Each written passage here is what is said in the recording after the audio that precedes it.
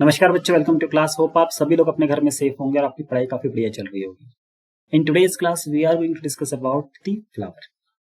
सवाल ये है कि हमारे हिसाब से what is the definition of the flower, what is the purpose of the flower. वहीं पर एक आम इंसान से अगर आप पूछोगे कि भाई फ्लावर क्या होता है तो वो क्या जवाब दे सकते हैं। हम हर एक पॉसिबिलिटी की बात करेंगे यहाँ, ठीक है। फिर अल्टीमेटली हम समझेंगे कि वाकई में पर्पस ऑफ द फ्लावर है क्या। लेक्चर शुरू करने से पहले जैसा कि आपको पता है बच्चों, in previous class we have discuss about the birth control method. हमने पढ़ा था कुछ तरीके ऐसे होते हैं जिनसे कि हम स्पर्म को किल कर सकते हैं, कुछ तरीके ऐसे भी हैं जिनसे हम इवन फर्टिलाइजेशन को प्रिवेंट कर सकते हैं, इम्प्लांटेशन को भी प्रिवेंट कर सकते हैं। अगर इम्प्लांटेशन हो चुका है तो भी हम बर्थ को या प्रेगनेंसी को अवॉइड कर सकते हैं। अब सवाल, इन सारे मेथड्स को हम कलेक्टिवली क्या कहते हैं? भाई कॉन्ट्रासेप्शन मेथड। तो प्लीज इस लेक्चर को आप लोग देख लीजिएगा, ठीक है। तो चलिए आज के लेक्चर को शुरू करते हैं और समझते हैं कि भाई what is the purpose of the flower. अगर मैं किसी आम इंसान से पूछता हूं, है ना, जो एक्चुअली फ्लावर का एक ऑब्जेक्टिव नहीं जानता फ्लावर है क्यों, तो वो जवाब देता है कि भाई फ्लावर की क्या क्या एसेंशियलिटीज होते हैं।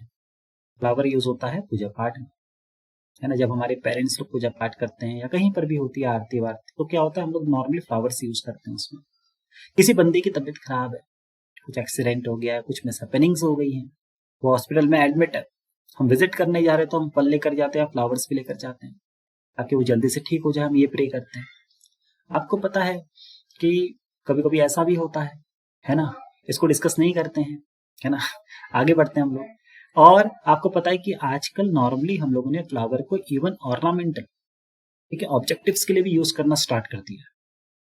हम घरों में सजावट के लिए फ्लावर लगाते हैं ताकि चीज अच्छी लगे, है ना, एक एस्थेटिक प्लेजर हमें मिले। इवन हम तो इतने खतरनाक है बच्चों कि हमने कलर ऑफ द फ्लावर के हिसाब से पर्पस ऑफ द फ्लावर या स्टेटस ऑफ द फ्लावर को डिफाइन कर रखा है।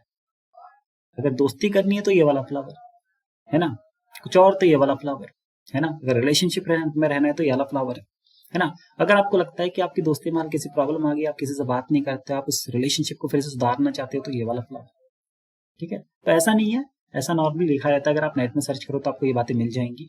तो ये हमारा पर्पस है, मिल गया। अलग अलग लोगों ने अलग अलग चीजें बना रखी है, लेकिन सवाल ये है कि वाकई में क्या फ्लावर का एग्जिस्टेंस यही है? क्या वाकई में जो फ्लावर आपको नजर आता है उसका एक्चुअल फंक्शन यही है? क्या एक्चुअल पर्पस यही है? अगर आपको जानना है actual purpose of the flower तो आपको समझना पड़ेगा कि what is the structure of the flower. तो चलिए शुरू करते हैं हम लोग अपने टॉपिक को, that is what is the structure of the flower. Flower का स्ट्रक्चर अगर आप लोग एक बार जान लोगे तो आपको अपने आप पर्पस भी पता चल जाएगा कि फ्लावर एग्जिस्ट क्यों करता है ना। तो देखिएगा आप लोग बच्चों ध्यान से, अगर आप स्ट्रक्चर ऑफ द फ्लावर की बात करो, अभी इस वक्त जो मैंने आपको फ्लावर शो किया बेटा, it is a bisexual flower. It is a bisexual flower. It means इसमें मेल और फीमेल पार्ट दोनों आपका प्रेजेंट होगा। सबसे पहला जो पोर्शन हमें नजर आता है बेटा, it is actually the receptacle और थैलेमस। जो ये पोर्शन आपको नजर आ रहा है बेटा, इट इज रेसेप्टिकल। ये जो पोर्शन आप लोग का रेसेप्टिकल है, एक खास बात, जो भी आपका रेसेप्टिकल होता है बेटा, इससे other part of the flower सारे के सारे क्या होते हैं, आपके कनेक्टेड होते हैं, अटैच होते हैं। इस पॉइंट को आप लोग प्लीज नोट कीजिएगा, ठीक है। अगले पोर्शन की अगर मैं बात करूं, उसे हम सैपल्स कहते हैं। बेटा ये जो पोर्शन आपको नजर आ रहा है इसे हम सैपल्स कहते हैं, और collection of the sepal is known as calyx बेटा। Collection of the sepal is known as calyx. इस पॉइंट को प्लीज नोट कीजिएगा। अब सवाल ये है sir, what is the purpose of the sepal? कहते हैं कि when the flower is in the bird stage, तो कहीं ना कहीं आपके ये सेपल्स इनको प्रोटेक्ट करते हैं फ्रॉम द हार्श और mechanical shocks of the environmental condition आसपास से, ठीक है। अब बात करते हैं अगला पोर्शन। जो अगला पोर्शन में नजर आता है बेटा, वो बहुत ही कलरफुल पोर्शन होता है, इसे हम पेटल्स कहते हैं। लेकिन आप एक बात जानकर आश्चर्यचकित हो जाओगे, कुछ फ्लावर ऐसे भी होते हैं बेटा जो डल होता है, ठीक है, समझ में, जो उतने अट्रैक्टिव नहीं होते, लेकिन फिर भी वो बहुत सारे पॉलिनेटिंग एजेंट को अट्रैक्ट कर सकते हैं। लेकिन सवाल ये है सर, पेटल्स नॉर्मली कलरफुल क्यों होते हैं, इनका इतना अच्छा फ्रेग्रेंस क्यों होता है? इसका मेन रीजन है ताकि वो अट्रैक्ट कर सके हमारे पॉलिनेटिंग एजेंट को। और आपको पता है बेटा, लगभग 60 से 70% क्रॉस पॉलिनेशन आपके मेनली इंसेक्ट्स करते हैं। इस पॉइंट को प्लीज आप लोग नोट कीजिएगा, ठीक है। उनमें मेनली आप लोग का बी, ठीक है। तो बी बहुत ही एक इंपॉर्टेंट फैक्टर है आप लोग का पॉलिनेटिंग एजेंट्स में, ठीक है। लेटर हम बात करें बेटा, हमारा एक स्टेमन होता है जिसे हम मेल रिप्रोडक्टिव पार्ट कहते हैं, और कहीं ना कहीं हमारे पास एक पिस्टल होता है या कार्पेल होता है जिसे हम लोग फीमेल रिप्रोडक्टिव पार्ट कहते हैं। कुछ लोग बेटा स्टेमन को एंड्रोशियम भी कहते हैं, कुछ लोग पिस्टल को गाइनोशियम भी कहते हैं। ये एडिशनल बात थी, इसको रहने देते हैं, लेकिन इसकी एक प्रॉपर डेफिनेशन है, ठीक है, सही ये नहीं है एकदम, ठीक है। तो चलिए बच्चे शुरू करते हैं हम लोग अब एक एक करके आगे टॉपिक। हाँ बच्चे, एक और खास बात, depending upon whether the flower contain both the male और द फीमेल पार्ट, या तो फिर केवल मेल पार्ट या फीमेल पार्ट है, डिपेंडिंग अपॉन दैट हमने फ्लावर को दो कैटेगरीज में डिवाइड किया है। या तो फिर फ्लावर होगा हम लोग का बाइसेक्सुअल, या तो फिर फ्लावर होगा हम लोगों का यूनिसेक्सुअल। अगर आप इस फ्लावर को देखते हो तो it contain both the male as well as the female reproductive structure, therefore it is known as bisexual. लेकिन इस फ्लावर को अगर आप देखेंगे तो इसमें केवल आपका मेल स्ट्रक्चर प्रेजेंट है, और मेल स्ट्रक्चर को हम बेटा स्टेमन कहते हैं, therefore it is known as staminated flower. और ये जो फ्लावर आपको नजर आ रहा है इसमें केवल आपका फीमेल पोर्शन प्रेजेंट है, फीमेल पार्ट प्रेजेंट है रिप्रोडक्टिव, तभी इसको हम लोग कहते हैं पिस्टिलेटेड फ्लावर या कार्पिलेटेड फ्लावर भी आप लोग कह सकते हो। लेकिन कार्पिलेटेड फ्लावर उतना नहीं सुनोगे जितना आप पिस्टिलेटेड फ्लावर सुनोगे। इसका बहुत ही ज्यादा सिग्निफिकेंस पढ़ोगे बेटा जब आप पॉलिनेशन मुझसे पढ़ोगे, तो प्लीज इस वाली स्लाइड को आप लोग को याद रखना है, चाहे जो भी हो जाए। नेक्स्ट स्लाइड में चलते, ध्यान से देखिएगा आप लोग। अब बात करते हैं हम लोग मेनली किसकी, सर स्टेमन की। आपने तो स्टेमन डिस्कस ही नहीं किया सर, है ना, अगर वहां डिस्कस करता तो टाइम वेस्ट होता कहीं ना कहीं।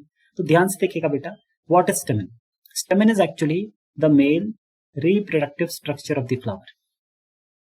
अब सवाल, अगर मैं इसको male reproductive structure of the flower कह रहा हूं तो कहीं ना कहीं ये मेल सेक्स सेल फॉर्मेशन में हेल्प करता होगा, डायरेक्टली या इनडायरेक्टली, देखेंगे इसको अभी। अगर मैं स्टेमन की बात करूं बेटा तो इसमें दो पोर्शन प्रेजेंट होते हैं, एक को हम कहते हैं फिलामेंट या स्टॉक कहते हैं, एक को हम कहते हैं हम लोग का एंथर। लगभग मैक्सिमम जो फ्लावर्स होते हैं बेटा उनकी केस में एंथर आपका बाइलोब्ड होता है, इसमें दो लोब प्रेजेंट होते हैं। पहला लोब हो गया बेटा, पीछे से दूसरा लोब आपका प्रेजेंट है, जिसको मैं कलर कर दे रहा हूं आप लोगों के लिए। This is the second lobe. जब एंथर इमेच्योर होता है ना बेटा, it do not contain pollen grain. लेकिन जैसे एंथर आपका मैच्योर होता है तो उसमें पोलन ग्रेन प्रोड्यूस हो चुके होते हैं और एंथर रप्चर करता है ताकि पोलन ग्रेन बाहर निकल सके, पॉलिनेशन हो सके, ताकि स्टिग्मा पे जाए, गिरे और पोलन ट्यूब फॉर्म कर सके और डबल फर्टिलाइजेशन कॉज कर सके, जो कि हम लेटर ऑन पढ़ने वाले हैं। अब सवाल ये कि sir as soon as this anther will get mature तो क्या होगा? तो इसमें से बेटा ये जो पोलन ग्रेन आपको नजर आ रहे हैं ये डेहिसेंस करते हैं, बाहर निकलते हैं, ये आपका बाहर निकलते हैं। इस बात को नोट कीजिएगा आप लोग। तो एंथर जब क्या करेगा बेटा, डेहिसेंस करेगा, रप्चर करेगा। डेहिसेंस ऑफ एंथर का मतलब क्या होता है? When the anther get rupture. और सवाल ये एंथर रप्चर कब करता है? जब वो मैच्योर होता है। और एंथर बेटा मैच्योर कब होगा? जब उसके अंदर क्या होंगे? पोलन ग्रेन्स होंगे। समझ में आप लोगों को? तो जैसे एंथर आपका मैच्योर होता है वो रप्चर करता है, रप्चर करने की वजह से बेटा पोलन ग्रेन वहां से इजेक्ट होता है। इस पॉइंट को प्लीज नोट कीजिएगा आप लोग। अब सवाल ये है कि sir what is the structure of the pollen grain? क्या सर पोलन ग्रेन वाकई में मेल गैमेट है फ्लावर का? नहीं बेटा, जो पोलन ग्रेन होता है it is not a male gamete, लेकिन इस पोलन ग्रेन के अंदर एक सेल प्रेजेंट होता है बेटा जो कहीं ना कहीं आपके मेल गैमेट फॉर्मेशन में हेल्प करेगा, वो भी आफ्टर पॉलिनेशन। लेकिन कुछ केसेस में बिफोर पॉलिनेशन भी वो दो मेल गैमेट बना देता है, इसको हम देखेंगे जरा देर में। अब ये जो स्ट्रक्चर आपको नजर आ रहा है बेटा, इट इज नोन एज आपका पोलन ग्रेन। बेटा एक चीज बताइए आप लोग, अगर सपोज एक पोलन ग्रेन पॉलिनेट हुआ तो आपको लगता है कि वो जाकर टारगेटेड स्टिग्मा के ऊपर जाकर गिरेगा? इसके चांसेस बहुत ही कम होते हैं, इसके चांसेस बहुत ही कम होते हैं। इसका मतलब पोलन ग्रेन कहीं ऐसे जगह भी गिर सकता है जहां स्टिग्मा नहीं है ना। और आप चाहते हो कि पोलन ग्रेन आपने बड़ी मुश्किल से बना रखा है बेटा, इसमें बहुत ज्यादा एटीपी खर्च होता है फॉर्मेशन में, है ना। तो आप क्या करते हो, इसको जो इन्वायरमेंट के हार्श कंडीशन होते हैं इसको विदस्टैंड करने के लिए कुछ एक स्ट्रक्चर प्रोवाइड करते हैं जिसे हम एक्साइन कहते हैं बेटा। इसको प्लीज आप लोगों के लिए एडिशनल है, जरा इसको पढ़ लेना। तो एक्साइन क्या करता है? पोलन ग्रेन की लाइफ को इनहांस करने का काम करता है, ताकि इन्वायरमेंट की जो हार्श कंडीशन है उसमें भी ये सर्वाइव कर सके एक पर्टिकुलर टाइम ड्यूरेशन तक। इस पॉइंट को प्लीज नोट कीजिए। और जो भी ये पोलन ग्रेन होता है ना बेटा, इसके अंदर दो सेल प्रेजेंट होते हैं। एक सेल को हम कहते हैं आप लोगों का ट्यूब सेल या वेजिटेटिव सेल। क्यों इसको ट्यूब सेल बोला? Because it help in the formation of the pollen tube. ये पॉलिनेशन के बाद जब स्टिग्मा के ऊपर गिरता है बेटा तो ये पोलन ट्यूब फॉर्म करेगा, मैं आपको शो करूंगा। और वहीं पर जो दूसरा सेल आपको नजर आ रहा है बेटा, इट कहीं ना कहीं helps in the formation of the two male gamete. इस सेल्स को हम लोग कहते हैं आप लोग का जनरेटिव सेल। और याद रखिएगा ये जनरेटिव सेल दो मेल गैमेट कब फॉर्म करेगा? जब पॉलिनेशन होगा। जब पॉलिनेशन होगा तो देखते हैं कैसे। ये रहा डायग्रामेटिकल रिप्रेजेंटेशन कि भाई what are the event after pollination. जब पॉलिनेशन होगा तो क्या होता है? सपोज मैंने कहा ये पोलन ग्रेन है, कितने सेल है बेटा इसके अंदर? आपने कहा सर इसमें दो सेल है, एक मेरा ट्यूब सेल है और एक मेरा जनरेटिव सेल है। मैंने कहा ओके बेटा कोई दिक्कत नहीं। जैसे ये पोलन ग्रेन स्टिग्मा के ऊपर जाकर गिरा अपने ही स्पीशीज के, क्या हुआ? ये पोलन ट्यूब फॉर्म हुआ। सर इस पोलन ट्यूब को किसने फॉर्म किया? अरे सर ये ट्यूब न्यूक्लियस नहीं है, ये पोलन ट्यूब फॉर्म कर रहा है। अच्छा सर, तभी वेजिटेटिव सेल को हम लोग ट्यूब न्यूक्लियस कहते हैं या ट्यूब सेल कहते हैं? हाँ बेटा, समझ में आया?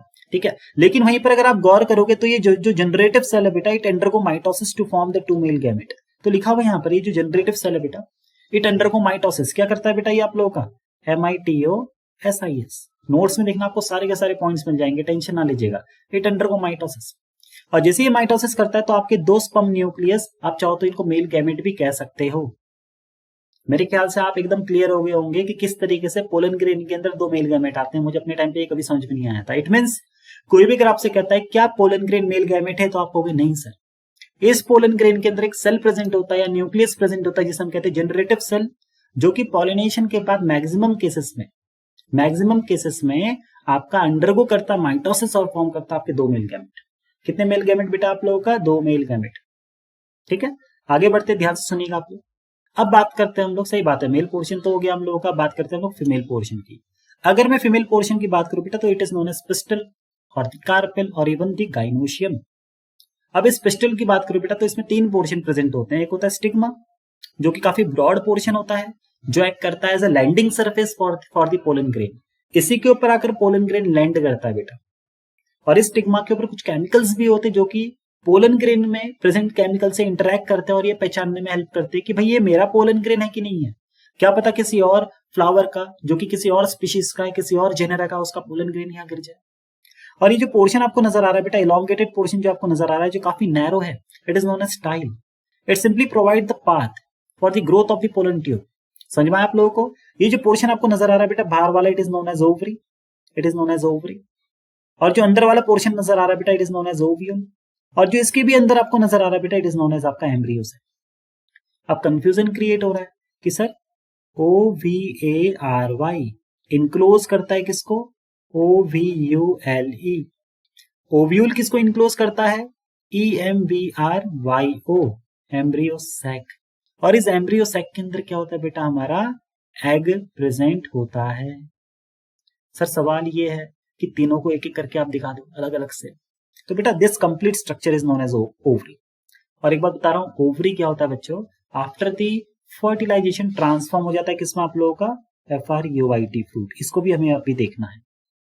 इट मीन्स फल में जो अधिकतर पोर्शन आप खाते हो वो एक्चुअली राइपन्ड ओवरी होता है। क्या होता है? राइपन्ड ओवरी। उसके अंदर एक बीज मिलता है आपको, वो एक्चुअली आपका ओव्यूल होता है।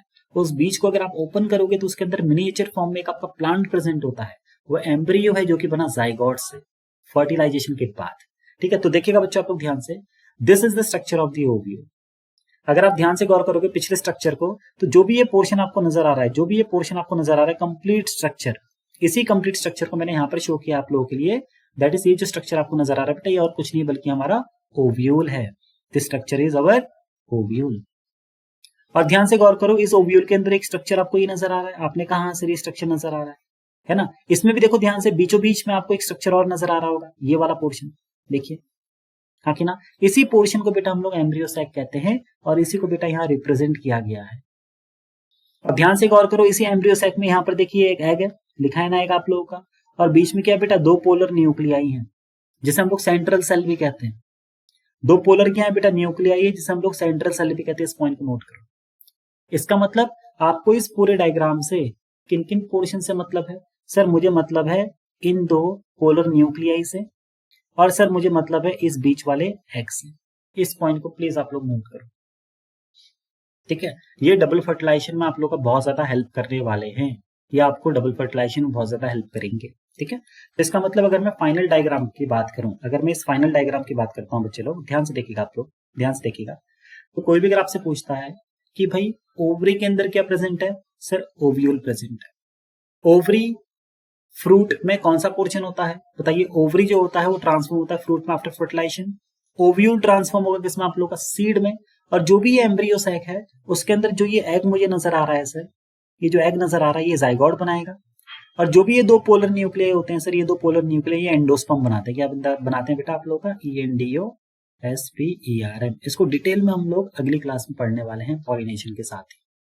ठीक है, तो मेरे ख्याल से आज का लेक्चर आपको समझ में आएगा पूरा का पूरा डिटेल में। कोई भी दिक्कत बच्चों तो you can ask me in the comment section, किस तरीके से आपको क्या पढ़ना है।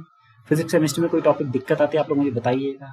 ठीक है, कल से we will start the physics class as well. उसकी क्लास आपको मिल जाएगी बेटा करेक्ट 7 बजे। 5 बजे आप लोग की बायोलॉजी की क्लास रहेगी। आज क्लास लेट इसके लिए मुझे कुछ काम था। 7 बजे आप लोग की फिजिक्स या केमिस्ट्री में से दोनों की रैंडम एक चैप्टर वाइज हम लोग कंप्लीट करेंगे, आपको क्लास मिला करेंगे। ठीक है, तो प्लीज चैनल को सब्सक्राइब कीजिएगा, वीडियो को लाइक कीजिएगा, शेयर कीजिएगा ऐसे दोस्तों के साथ जो कि अफोर्ड नहीं कर सकते बेटा कोचिंग, और जिन्हें बहुत ही अच्छा एक कंटेंट चाहिए। तो सबके सब अपना ख्याल रखिए। Thank you for watching my lecture, thank you for visiting me, thank you पूरा का पूरा लेक्चर देखने के लिए, भले लेक्चर जितना भी बड़ा होता है। ठीक है, और प्लीज लाइव चैट के दौरान आपको क्वेश्चन पूछ सकते हैं, केवल क्वेश्चन पूछेगा। ठीक है, बढ़िया ढंग से एकदम, है ना, एक माहौल क्रिएट कीजिए ताकि मजा आ जाए। ठीक है, तो ध्यान दीजिएगा आप लोग सबके सब अपना, और पढ़ाई कीजिएगा अच्छे से यूं ही। ठीक है, तो सभी को बाय, सभी को बाय, सभी को बाय। ठीक है।